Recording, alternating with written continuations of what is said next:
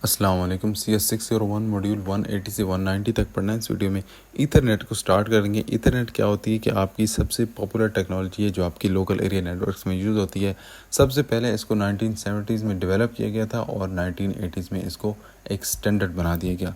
इसमें पहले शुरू में इसके नाम digital Ethernet, DIX Ethernet, IEEE 822.3 और इस तरीके से रखे गए थे। फिर उसके बाद में IEEE 822.3 भी कहा जाने लगा। अच्छा, ये जो ईथरनेट होता है ये आपकी डाटा लिंक लेयर और फिज़िकल लेयर पे काम करता है। और इसका मेन काम क्या होता है कि डाटा को कैसे फ्रेम्स में पैक करना है, कैसे डिवाइसेस जो है वो शेयर्ड चैनल को एक्सेस करेंगी। मतलब कि आपकी मल्टीपल डिवाइसेस एक चैनल को यूज़ कर रही हैं तो कब कौन से यूज़ करेगी, कितनी देर के लिए, इस सब चीज़ को, कोलिजन्स को कैसे हैंडल करेंगे। स्पेशली जो हमारे ओल्डर ईथरनेट हैं वो यूजिंग CSMA CD इसको करते थे। अच्छा, इसमें फिर जो सबसे पहले ईथरनेट इंट्रोड्यूस हुआ था उसकी स्पीड थी 10 Mbps। उसके बाद आया फास्ट ईथरनेट जिसकी स्पीड थी 100 मेगाबिट्स। फिर गीगाबिट आया जिसकी 1 Gbps थी। फिर 10 Gbps आया जिसकी स्पीड ये थी। और फिर हमारे पास 100+ Gbps की ईथरनेट भी जो है अभी मौजूद है। हमने जो पढ़ना है वो 10 Gbps तक पढ़ना है। ओके, अब IEEE प्रोजेक्ट 822 क्या है कि 1985 में institute of electrical and electronic engineers ने एक प्रोजेक्ट शुरू किया जिसका नाम था प्रोजेक्ट 802। अच्छा, अब इसमें इसका मेन गोल क्या था? मेन गोल यह था कि जो डिफरेंट कंपनीज़ हैं कंप्यूटर्स या नेटवर्किंग इक्विपमेंट जो कि डिफरेंट कंपनीज़ ने बनाए हुए हैं वो सारे मिल के एक लोकल एरिया नेटवर्क में काम कर सकें। ये इसका मेन गोल था। अब वो कहते हैं कि इसमें इन्होंने ये नहीं ट्राई किया कि हम जो OSI मॉडल है या TCP/IP प्रोटोकॉल सूट है इसको चेंज कर दें।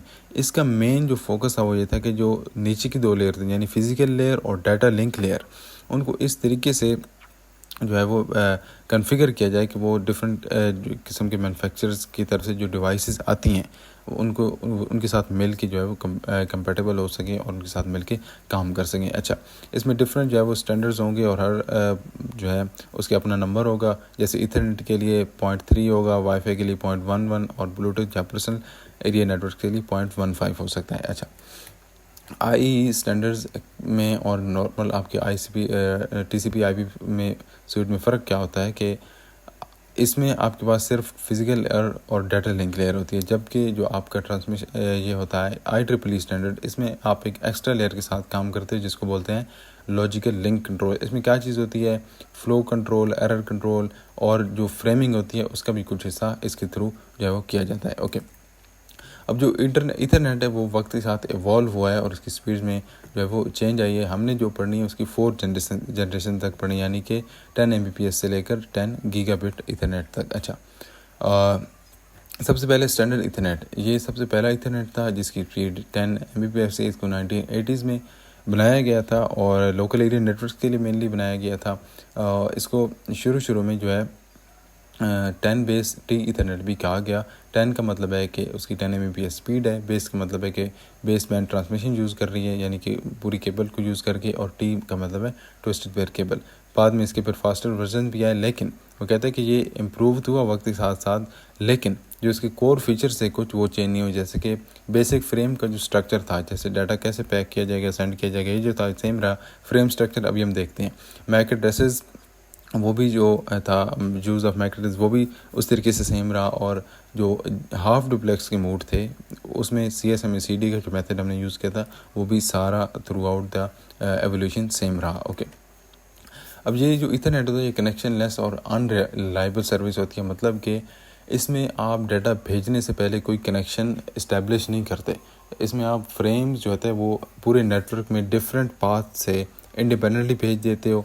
इसमें कोई कनेक्शन इस्टेब्लिशमेंट और टेयर डाउन प्रोसेस नहीं होता। मतलब कि आप पहले कोई कनेक्शन बनाते नहीं हो कि पहले कनेक्शन बनाया फिर डाटा भेजा फिर उसको, ये चीज़ नहीं होती। इसमें जो सेंडर है वो हो सकता है कि इतनी तेज़ी से स्पीड जो है वो इतनी स्पीड से डाटा भेजे कि हमारा रिसीवर उसको रिसीव ही ना कर सके और जो हमारा डाटा है वो ज़ाया होने लग जाए। फिर इसमें एक और बात ये होती है कि अगर आपका डाटा ज़ाया होता है या करप्ट होता है तो सेंडर को नहीं पता चलता कि फ्रेम जो है वो ड्रॉप हो चुका है, अनलेस अगर आप TCP यानी कि ये एक हायर लेवल की लेयर यूज़ कर रहे हो तो फिर हो सकता है कि आपको डिटेक्शन हो सके उसकी करप्टेड डाटा की, अदरवाइज़ नहीं।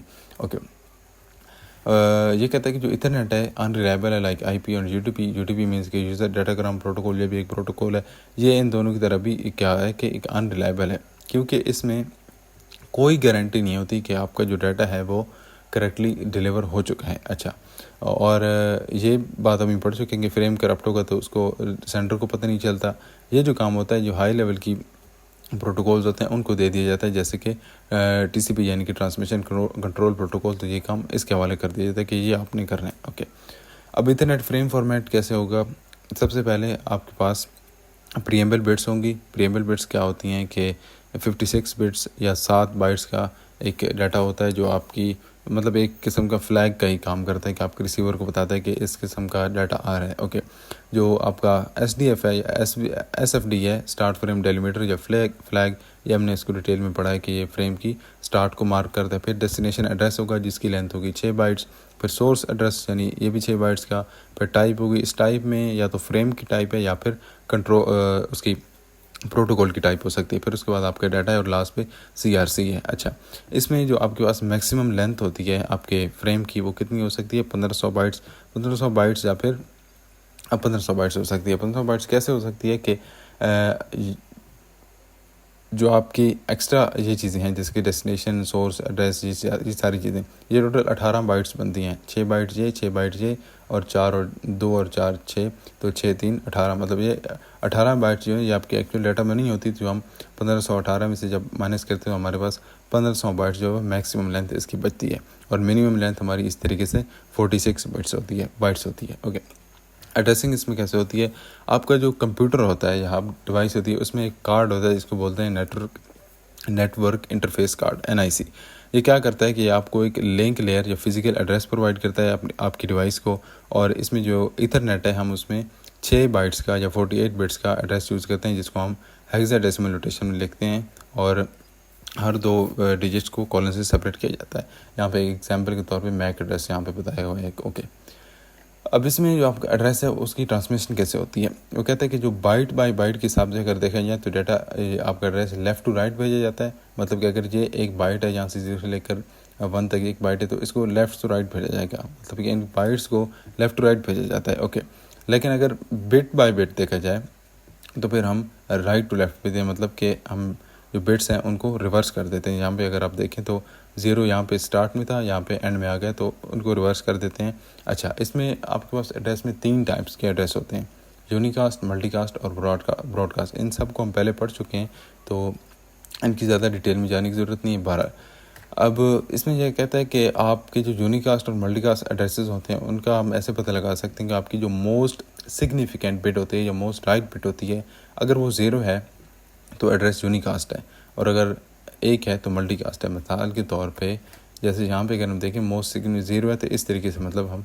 पता लगा सकते हैं। ओके, अब यहाँ पे इसने एग्जांपल के तौर पर बताया 3 आपको एड्रेसेस दिए हुए हैं और उसने कहा है कि आप बताओ कि कौन जो है वो किस टाइप का है।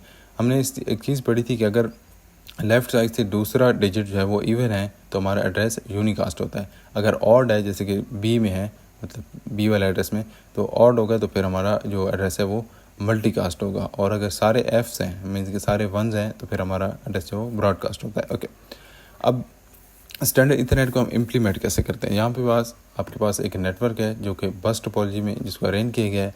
लेट्स से कि आपके ए ने कुछ डाटा भेजना था जी को, तो वो डाटा भेजेगा, वो बी से होता हुआ जी तक जाएगा।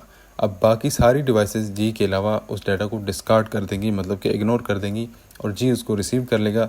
जी पे भी आके डाटा रुकेगा नहीं, एच के पास भी जाएगा और एच भी फिर उसको फाइनली जो है इग्नोर कर देगा और जी उसको रिसीव कर लेगा। ओके, और अगर हब के साथ हम यूज़ करें तो भी फिर सेम चीज़ होगी। अगर ए भेजेगा और हब फिर सबको भेजेगी, जिसने रिसीव करना होगा वो डाटा रख लेगा और बाकी सारे जो हैं वो उसको इग्नोर कर देंगे।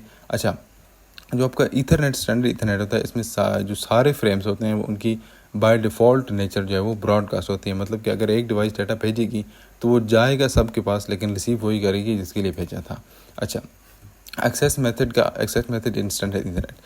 अब इसमें ये कहता है कि आपकी चूँकि मल्टीपल स्टेशन या मल्टीपल कंप्यूटर्स एक शेयर्ड चैनल को या एक चैनल को चूँकि उन्होंने यूज़ करना होता है, तो फिर उसमें हमें कुछ ना कुछ एक्सेस मेथड की जो है वो ज़रूरत होती है कि कैसे जो है एक डिवाइस कितनी देर के लिए एक डिवाइस यूज़ कर सकती है, कैसे डाटा सेंड किया जाएगा, कोलिजन्स कोलिजन्स वगैरह कैसे डिटेक्ट की जाएंगी और ये सारी चीज़ें। वो कहते हैं कि जो आपका स्टैंडर्ड इथरनेट है ये CSMA/CD यूज़ करता है विद वन परसिस्टेंट मेथड। हमने देखा था कि कैसे काम करता है और ये ऐसे काम करता है कि आपकी डिवाइस कॉन्टिन्यूसली वो सेंस करती रहती है, जैसे उसको टाइम मिलता है वो फ़ौरन से डाटा ट्रांसमिट कर देती है।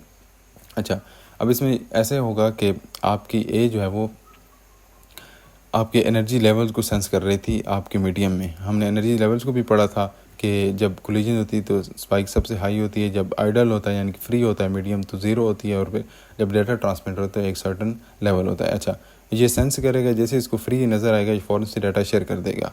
अब जब ये डाटा शेयर करेगा, लेट्स से इसने डी को भेजना था, डाटा शेयर करेगा तो फिर भी ये साथ साथ अपने मीडियम को देखता रहेगा कि मेरा डाटा जा रहा है। और ये पूरी ड्यूरेशन, इसने जितने भी ड्यूरेशन के लिए मीडियम को लिया था उतने तक ये उसको सेंस करता रहेगा और कोई कोलिजन नहीं होगी तो इसका जो डाटा है सही सलामत पहुंच जाएगा डी तक। अच्छा, दूसरी सिचुएशन ये हो सकती है कि हो सकता है कि कोई कोलिजन हो जाए। कोलिजन कैसे हो सकती है? मिसाल के तौर पे ए ने डाटा भेजा, अब जो कि ब्रॉडकास्ट है तो वो बी से गुजर के आएगा। अब बी तक पहुंचने से पहले डाटा हो सकता है बी भी सेंस कर रहा हो हमारे चैनल को, तो बी को लगा कि शायद चैनल फ्री है तो बी ने भी डाटा भेज दिया।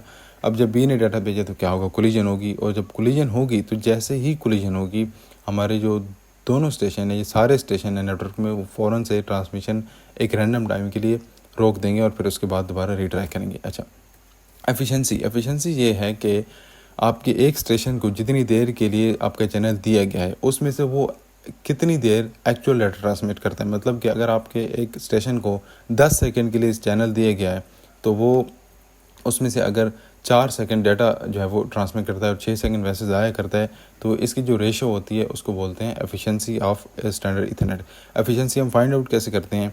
उसके लिए फार्मूला होता है 1/1 + 6.4 मल्टीप्लाई ए। और ए हम कैसे फाइंड करते हैं? ए वो नंबर ऑफ़ फ्रेम्स हैं जो कि एक मीडियम में फ़िट हो सकते हैं एक टाइम में। अच्छा, अब यहाँ पे इसने एक एग्जांपल दी हुई है कि हमने इसका जो है वो फाइंड करनी है एफिशिएंसी। कैसे हम फाइंड करेंगे? सबसे पहले हमें चाहिए प्रोपगेशन डिले। प्रोपगेशन डिले हम कैसे फाइंड आउट कर सकते हैं? जो हमें लेंथ दी हुई है डिवाइडेड बाय जो इसकी प्रोपगेशन स्पीड है सिग्नल की, उसको जब हमने डिवाइड किया तो हमारे पास 12.5 नैनो सेकेंड जो हमारे पास आ गया प्रोपगेशन डिले। इसी तरीके से हमने ट्रांसमिशन डिले फाइंड किया।